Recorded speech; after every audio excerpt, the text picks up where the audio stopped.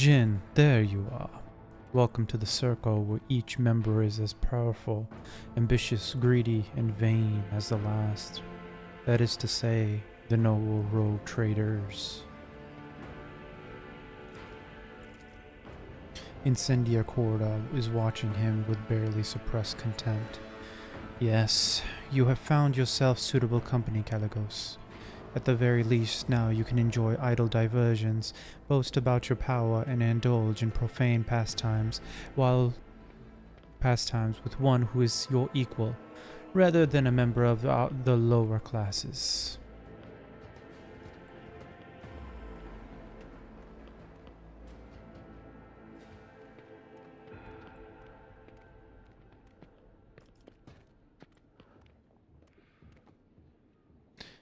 Observe the rogue traders. Caligos Winterscale is a broad-shouldered, athletic-looking man. He frequently flashes a bright smile no less dazzling than the blade of the power axe he carries. Every part of him, from the toes of his magnificent boots to the tips of his hair, radiates strength and the desire to live and win. His smile is crooked, as if ready to turn into a hostile snare at any moment.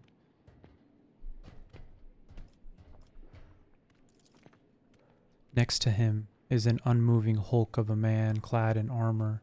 His low forehead and gloomy face bear signs of degradation, and his bloodshot eyes are expressionless like a pair of buttons. Incendia Corda radiates cosmic cold. Her skin is unnaturally white, and a nervous tick is constantly tugging at the left side of her noble visage. Garbed in full dress uniform, adorned with purity seals, she is the embodiment of a true imperial aristocrat. Haunting her side is a gaunt shadow of a priest in plain black robes. Hieronymus Del Rosso, whom you met on footfall, gives you a respectful nod.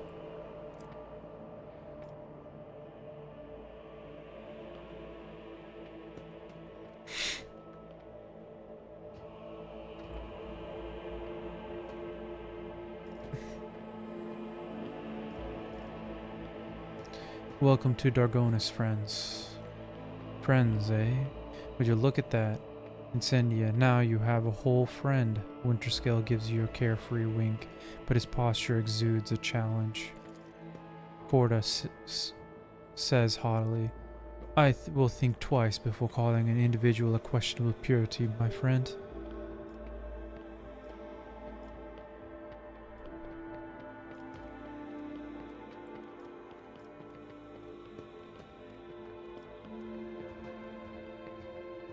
Incendia, you seem to find me objectionable. Did you expect any different?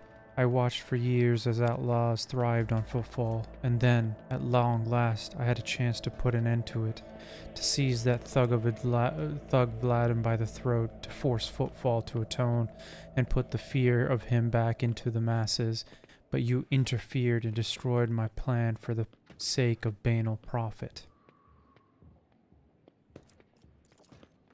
Theodora taught you only too well, it seems. She too was far less concerned with her duty to the expanse than her own personal interests, but you can be sure that I will not cease cleaning the furibundous system of the pirate scourge. And if your trade prospects are damaged in the process, you will have only yourself to blame. The priest holds up his hands in placating gesture. None are without fault, noble Incendia. What point is there in targeting someone for their turpitude,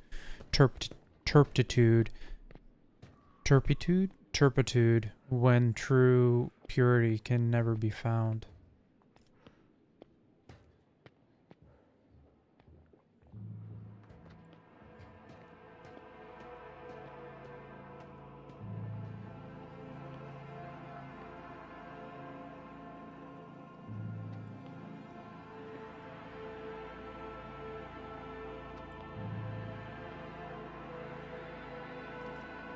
I bested you. Simple as that.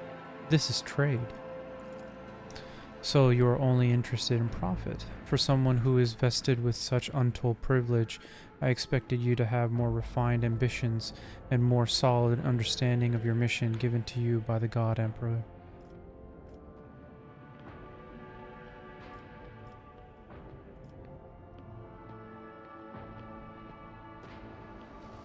I hope the taste of fine wine will wash the bitterness of defeat from your tongue, Incendia.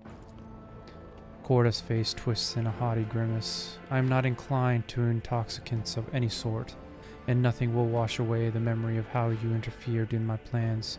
I promise you that. Kalagos, thank you for your visit.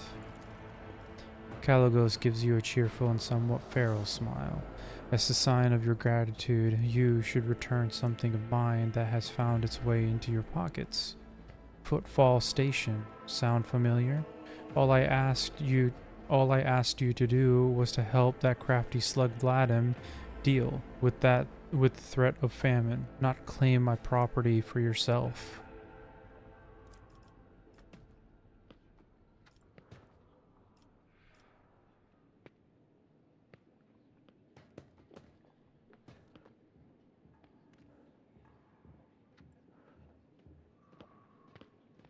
Smile.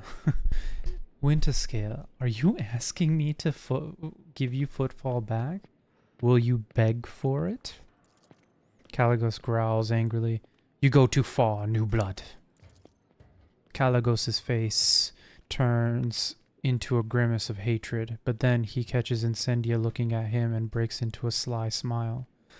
I ought to make your protectorate bleed as compensation, but you have spited both myself and Incendia, and it is high time our dear sister curbed her appetites. For this I forgive you, but do not test my mercy again. It is not my strong suit. Thwarting Incendia Corda's ambitions deserves a worthy trophy. He snaps his fingers, and the armored brute hands you an exotically adorned rifle, clearly not of human making. It's a trophy from a good hunt. You and I should hunt together sometime, so you can show yourself in action, new blood. Kalagos exuberantly punches you in the shoulder.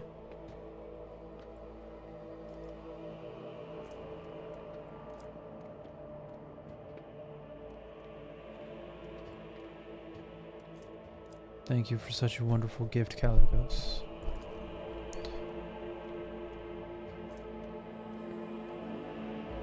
Oh, dang. Kill someone important with it. That would be the best show of gratitude. What do you think of the celebration? I like it. Kalagos looks around the hall curiously. One can instantly tell that we've been invited by a rogue trader, not some administratum bootlicker. We're conquerors of wild sectors, slayers of unknown beasts, executioners of Xenos empires. Kalagos, you should take this opportunity to learn. This is what the palace of a true rogue trader looks like, not like a Xeno menagerie of pirates' treasure hold, or, however difficult it may be for you to believe it, an orbital brothel. Enjoy the evening. I must take my leave. Oh, believe me, I intend to enjoy myself to the full, to justify so long a voyage, if nothing else. Keep the faith, Jin. The Emperor protects.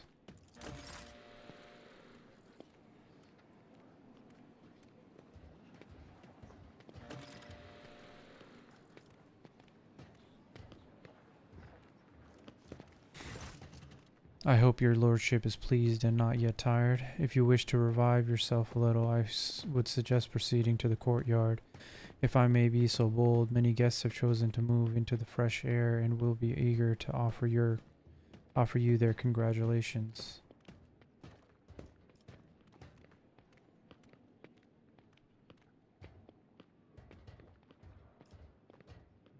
I was never a social kind of guy. I'm weary and wish to retire to my chambers.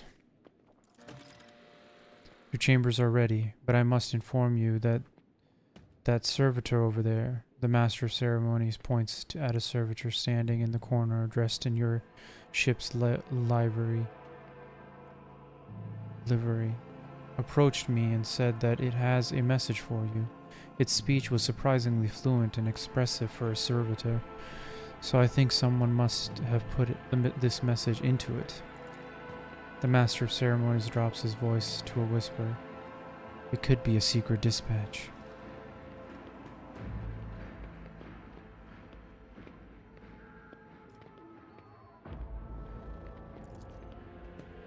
They will be delighted. Glory to the von Valencius dynasty. A group of aristocrats stands apart from the rest of the nobles. Their whispering carries a tinge of displeasure. The clear leader of this gathering is a gaunt, bilious-faced man dressed in sourback colors. This must be Macarius himself, head of the house. He offers you a ceremonious bow. My congratulations, your lordship. May the Omnissiah grant you understanding. The woman with whom he is conversing, the one dressed in a robe with gear-shaped adornments, is Toriana Gaprak. It is difficult to read her face due to it being covered in numerous augmentations. Lean towards Heinrix. Interesting conversation. It's been very illuminating, given me plenty of food for thought. Heinrix's response is barely audible. For an inscrutable man, Heinrix is being even more inscrutable than usual. It's as if he is hiding something important.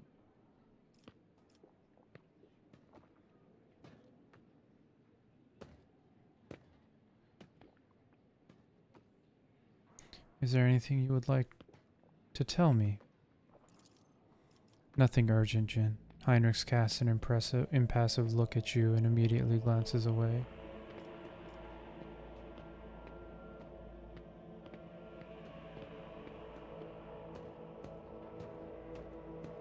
Even in leisure, you never cease to be of help. I appreciate it. That is why they call it the unsleeping eye of the Inquisition. Even in sleep, I hear everything. Jin, before this gala concludes, there's something I'd like to tell you. Be careful today. I sense that a wave of darkness will soon hit our defensive lines, and I hope that I will still get a chance to meet you there as an ally.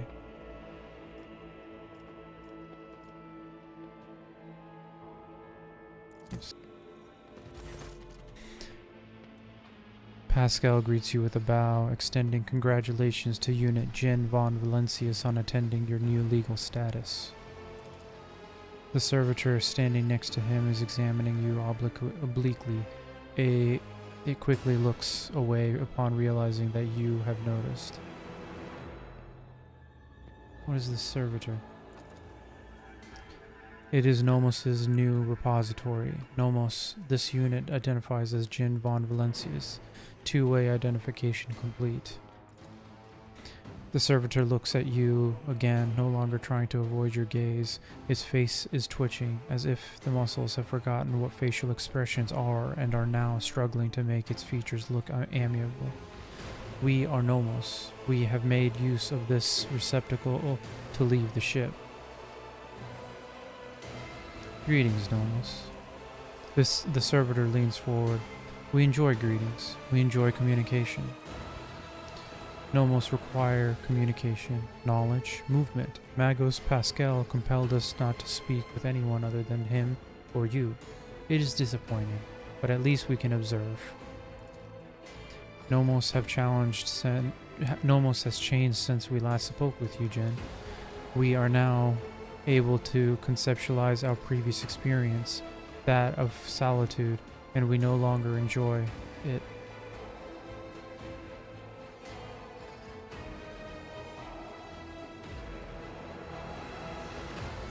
Pascal,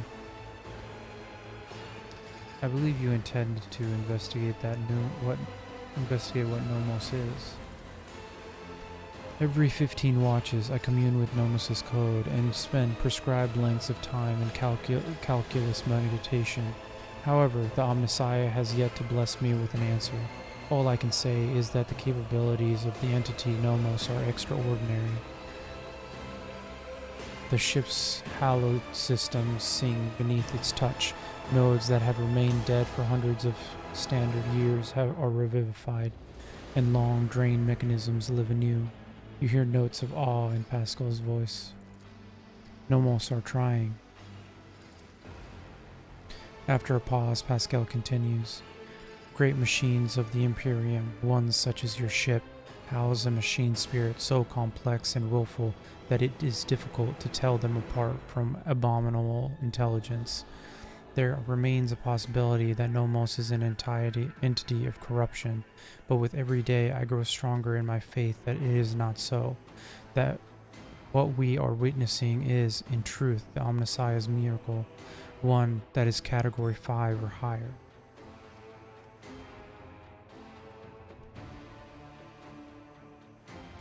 Well, Nomos, what do you think you are? Nomos are consciousness, awareness, knowledge, movement. Always movement. The servitor pauses briefly. We do not know what we are. We have no past. We awakened in the depths of the ship upon answering a call.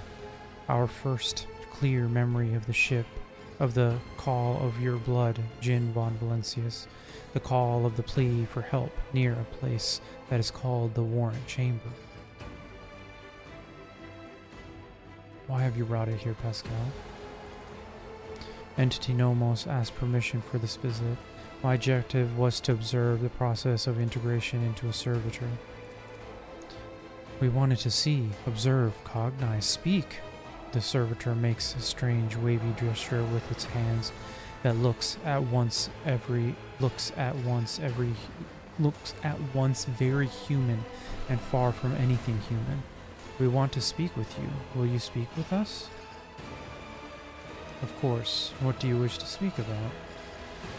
Many things, happenings, events, decisions. The servitor's eyes roll in their sockets before focusing on you. We have been observing you. You do things that we do not understand. We want to learn why. We remember the day when we first met you. You gave us your blood to drink. We have helped you save yourself. We followed you, our small part did, inside the servo skull. Then there was fire, a creature of sated hunger and dark light standing behind the curtain, behind the image, behind the semblance of Theodora. It called for you to follow. You did not listen to that which was calling from behind the curtain. You thought only about those who followed you and about the fire that could destroy those shells.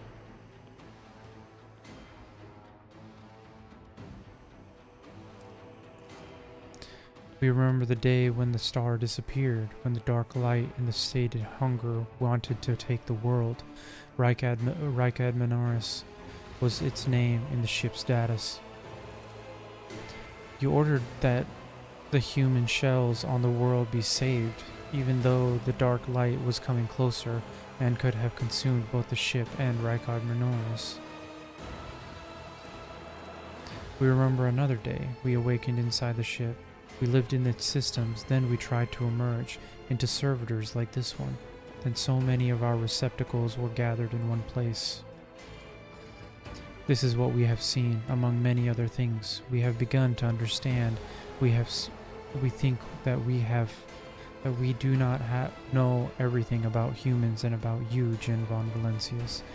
We have tried analyzing shells and defining sets of their needs and fears, their simple functions, but now we think there is more, that there is another side that we do not see, a notion that is larger than what we can compute, something that stands above fears and needs, something that drives them. We envisage this larger notion as a light, a web of light that connects humans. It may seem almost invisible, ephemeral, but it grows stronger when they are threatened. This web is always on your mind.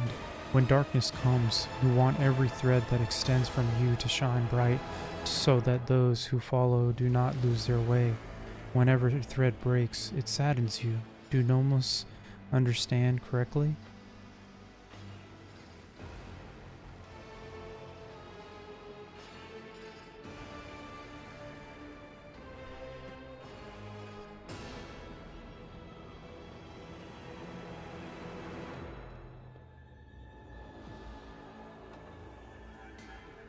Yes, you do understand correctly.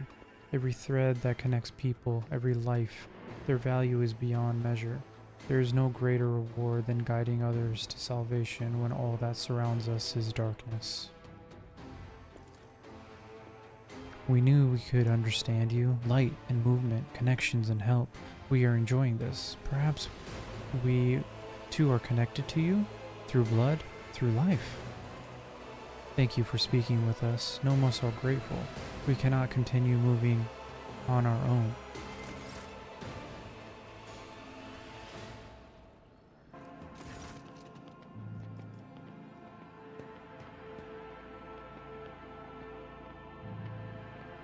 I'm weary and wish to retire to my chambers. Please allow me to escort you, your lordship. Your chambers are ready, your lordship. Guards! Intruder! Quiet. Time to sleep. We need to talk in private. We have matters to discuss, von Valancius. The same man you saw among your guests is waiting for you in your chambers with the look of someone who is supposed to be there. He casts a cold, assessing gaze over you from top to bottom. No one, save Theodora, has ever allowed themselves the liberty of looking at you in such a way. The woman behind Calcazar, clad in black armor, glares at you, her face set in predatory readiness for immediate violence, the hallmark of a professional bodyguard.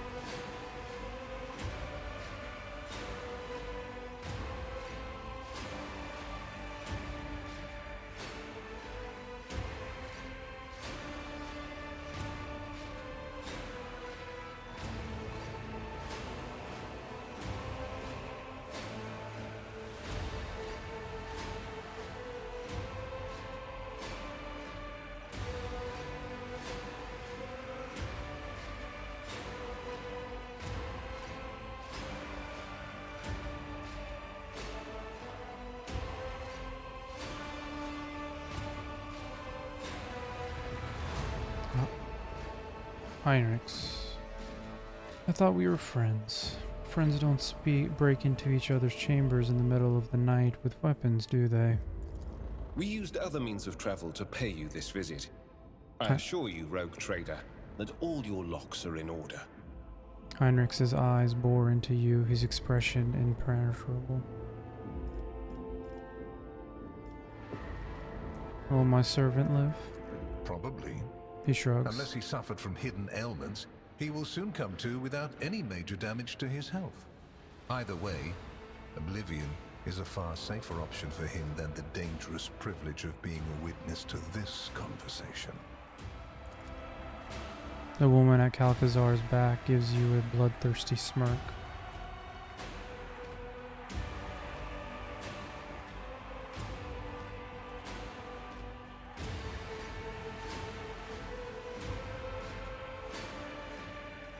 If the Inquisition wishes to have a talk with me, I'm glad to be at its service. A commendable openness to cooperation. It will be taken into account. The Inquisitor's sharp gaze is fixed on a point directly between your eyes. Master Van Kellox has spent enough time with you. He will vouch for your words. What stands out from your recent accomplishments is the suppression of a rebellion on Janus, the battle against the archenemy's minions on Kiava Gamma, and, of course, the unusual interest the Drukhari have shown in you. Then that is what we will discuss. After saying these words, he shoots you a searching look from under his brow, like a regicide player who just made the first move and is now watching his opponent's reaction. This feels an often light.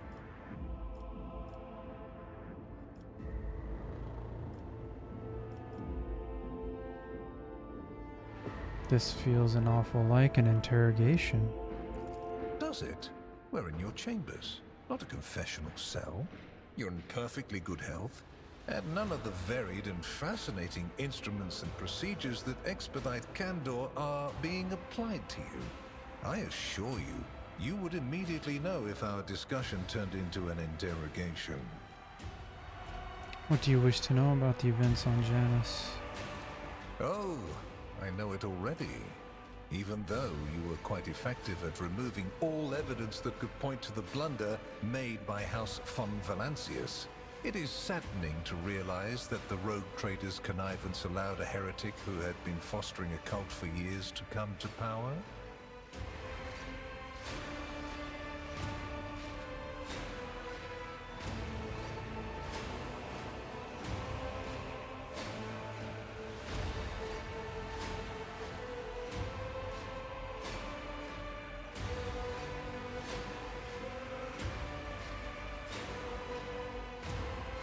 Vistenza's misdeeds are a stain upon my dynasty's honor. I admit it. Your humility is heartening. Rest assured, it will be noted during the investigation of your lamentable oversight.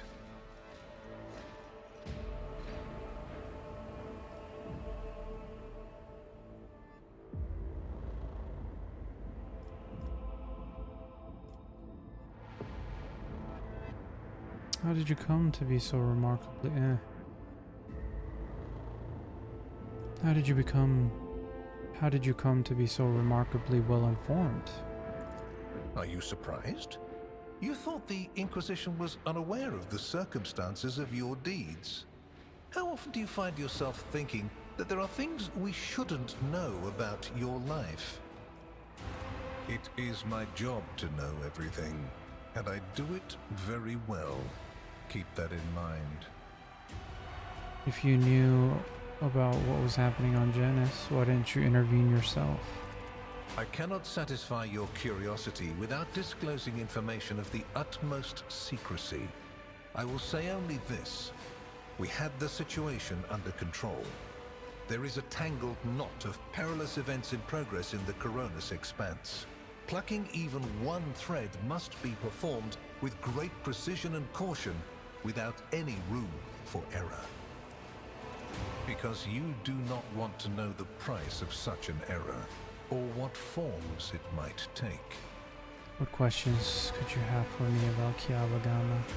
Places touched by chaos must be purged with fire and condemned to oblivion. Kiavagama should have been bombed to dust and pronounced a forbidden world. However, you decided otherwise and restored the colony's operation. And you didn't even go to the trouble of hiding the traces of the neglect committed by your dynasty. After all, it was House von Valancius that gave Cubis Delphim so much freedom that he sank into seditious heresy. What was your rationale?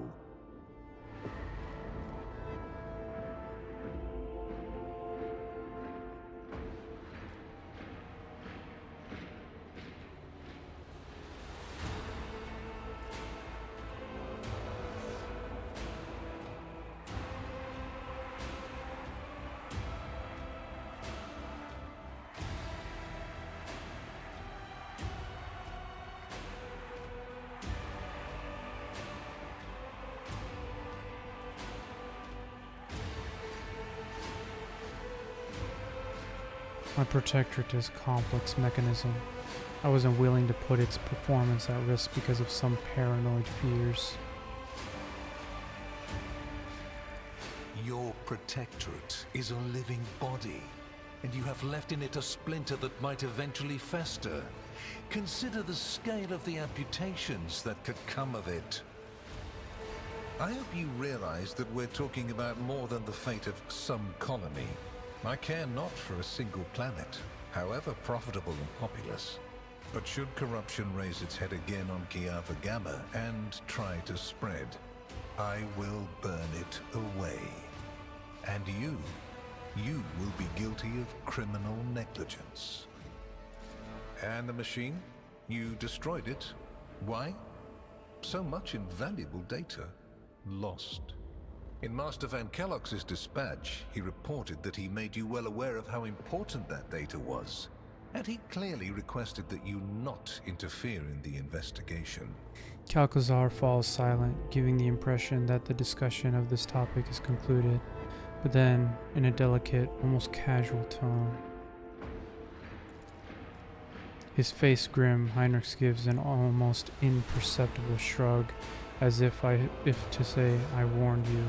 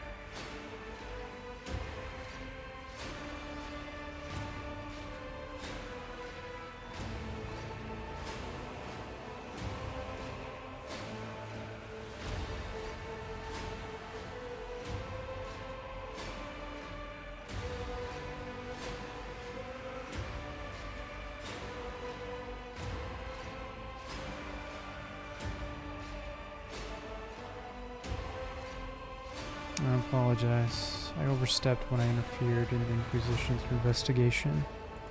I am pleased that you have reconsidered and acknowledged your error. It does not reduce the debt you owe to the Inquisition, but it offers hope that this debt will be discharged by you and not your heir. The Drukhari have shown interest in me. Are you referring to my ruined capital? Yes. The enmity between you is a known fact, but there is another way to look at it. On Veabos 6, you met the Archon of a mighty cabal whose presence there seems strange to begin with, and lived. You subsequently encountered a number of her closest henchmen. Yet, again, you survived. Your capital fell victim to a nefarious attack, but even this time, their daggers missed your heart. Such remarkable luck. To be a personal enemy of such an influential Xenos. To have been attacked so many times and yet make it out alive. So remarkable that one has to wonder, am I watching a spectacle? Could all these thrilling massacres be an alibi of sorts? Meant to establish you once and for all as an enemy of the Xenos and never their ally or even their agent.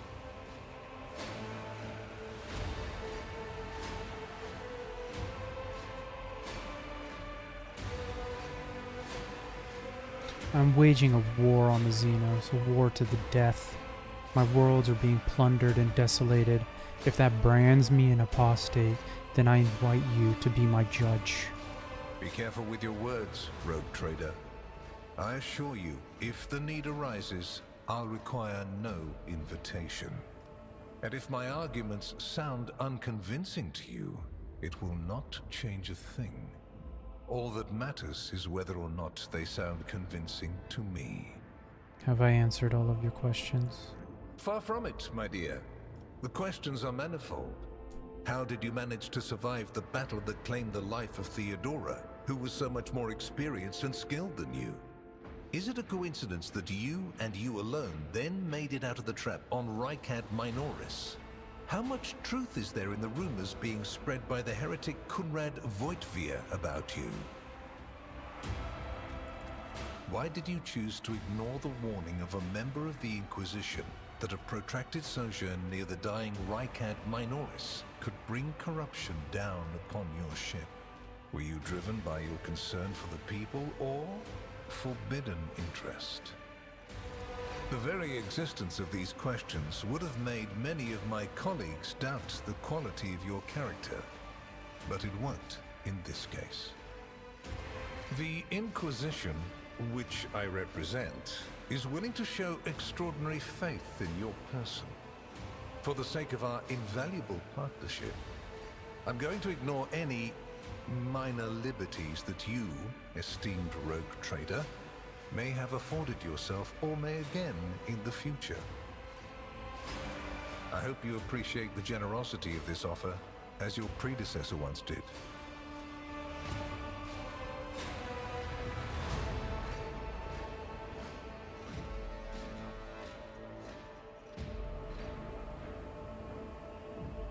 Why such an interest in my person? You haven't been in a position of power for long, and so one can forgive you for not noticing the troubling changes. The cult of the Final Dawn is spreading in the Coronis Expanse. Not the first or the last heresy that has afflicted this sector, but one that is surprisingly resilient. Mysterious convoys are sliding by, bound for systems in the heathen stars. Just your humdrum pirate trade, wouldn't you say? Then why are the pirates themselves clueless? The Xenos, who have caused trouble in the sector before, have expanded their activities in the last few decades, and there is a logic and method to their previously chaotic raids. Even 2 packs of space wolves, blessed space marines summoned in my name, did not cool their interest in the Expanse. A mighty explorator fleet, which has studied the Expanse for hundreds of years, has suddenly stopped responding to communication and sunk into a dispute over a tech heresy that was considered dead a couple of centuries ago. House Chorda has clamped down on insurgents, yet its acts of brutality breed troublemakers just as quickly as they're executed. And this bloody carousel has consumed the attention of the esteemed incendiar. Caligos Winterskill has abruptly lost all interest in his domain, and his only apparent concern now is hunting ever more dangerous xenobeasts. And the third and final rogue trader has unexpectedly perished, stabbed in the back by her own master of whispers. The Expanse is swiftly losing its protectors right when communication with the Imperium is being disrupted by the raging warp. Basically, all the Expanse has left is me and you, if you follow my instructions.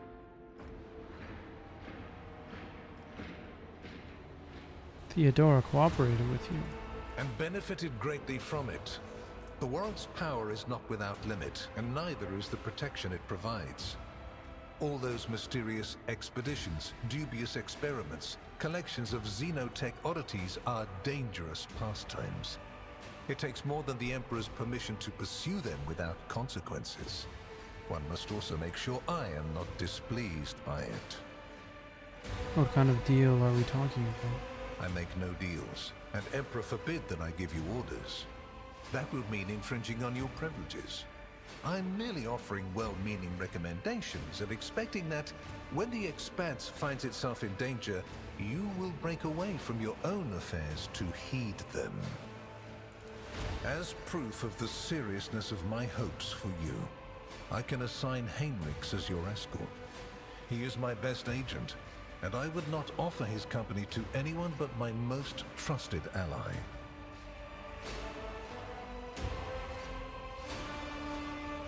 Heinrix. Without a doubt, Master Van Kellogg's has earned my complete trust by repeatedly demonstrating courage, loyalty, and cunning. His mathematical mind, not given to sentiment, can be of great use in an emergency. You, my dear Heinrix, have made a far better agent than you would have a pilot of an Imperial Knight.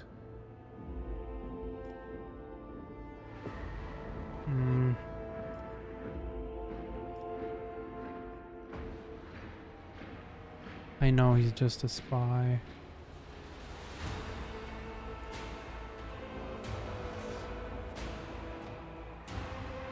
That's fine. I kinda like Heinrix. I want Heinrix to continue to accompany me. Then Master Van Kellogg's will remain in place. It puts me at ease to know that there is someone to watch over you. Calcazar's last Morlock sounds ambiguous. I consider it an honor to accompany you. Heinrix offers you an official bow. My favor takes other forms as well. Please accept this gift as a sign of my favor. In an hour of need, give it to any faithful servant of the Emperor, and the Inquisition will come to your aid. Calcazar removes a signet ring from his finger and hands it to you. You notice an intricate personal coat of arms on it.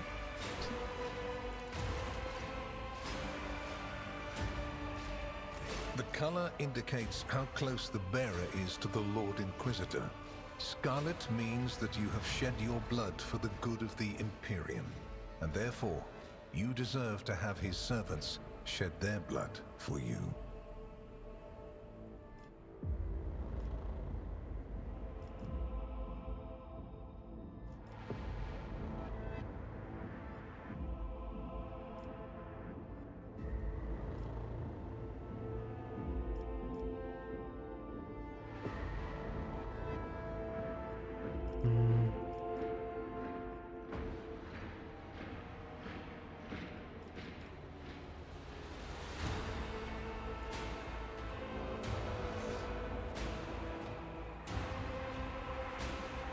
On behalf of my house, I, Jin von Valencius, hereby promise and guarantee to offer.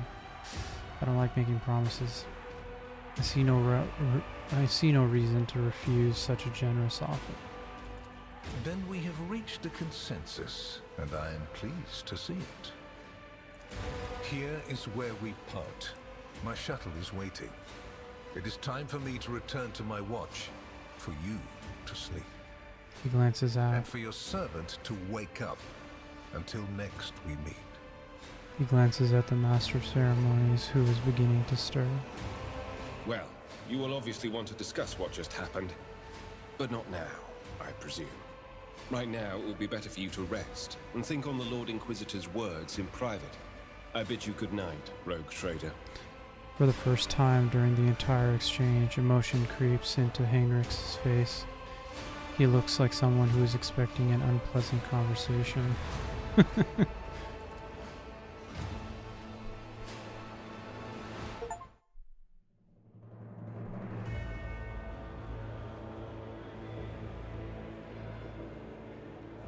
rise of the rogue trader heir restored a tenuous equilibrium to the von Valancius Protectorate.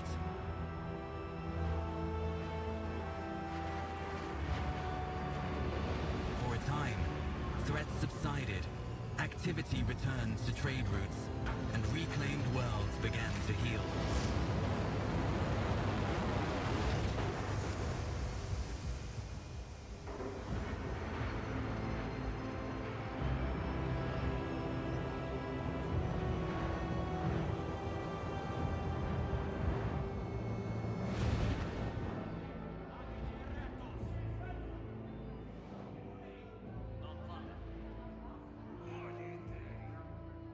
The new Lord Captain's subjects praised the God Emperor and their leader wholeheartedly. For none knew what fate might await them.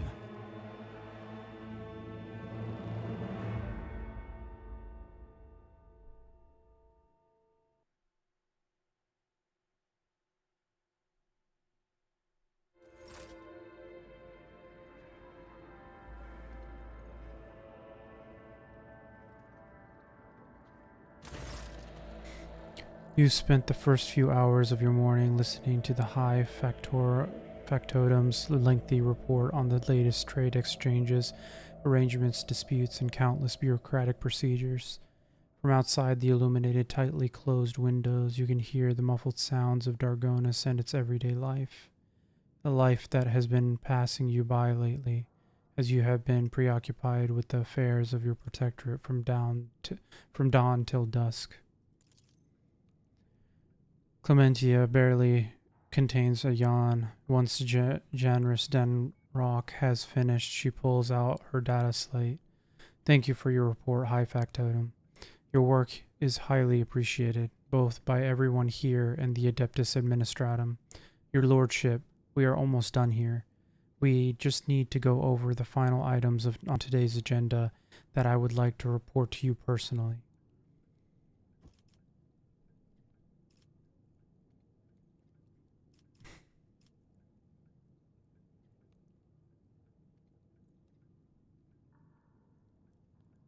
Truly the God Emperor has blessed me with diligent subjects. Speak.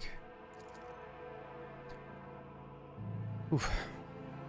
Lord Captain, news of particular import has come from the House's intelligence network. Lord Inquisitor Calcazar is rumored to be planning a visit to Footfall. A number of Imperial Navy ships were commandeered by Lord Calcazar, and they are also being scrambled to Footfall. Furthermore, we have received reports claiming that secret messages were delivered to the capital worlds of House Chorda and Winterscale. It is possible that the Lord Inquisitor's call to arms may smother the conflict that is brewing between the two dynasties. We are seeing an increasing number of skirmishes between their ships in neural systems. I do not doubt that her ladyship Chorda will attempt to sway the Lord Inquisitor to her side, especially since his lordship Winterscale's luck seems to be running out. Riots have broken out on several of his worlds, and yet he has shown no intention of quelling them. Instead, the rogue trader inflicted brutal punishment upon one of his oldest colonies, Vesuvia Secundus, based on allegations of seditious sentiment. Oddly enough, our agents were unable to find any proof of sedition among the populace there. As soon as we have any updates, you will be the first to know, your lordship. Clementia glances down at her data slate. Lastly, your pet Xenos, Irliet, I believe, is seeking a meeting with you. She had the audacity to defile the rogue trader's palace with her profane presence and refuses to leave until she has spoken with you. I would never presume to be able to read the emotions of Xenos, but the Eldari appeared perturbed. I believe she mentioned a void ship of some sort. It may be best if she told you everything directly. And with that, please allow me and Master Denrock to take our leave. The Chancellor and the High Factorum offer you their bows. Perhaps that last request will serve as a welcome distraction. Indeed, your lordship's stay on Dargonus has been rather long. However, your protector is now enjoying a period of relative stability for the time being, no longer demands your lordship's personal involvement in its affairs. Glory to the rogue trader.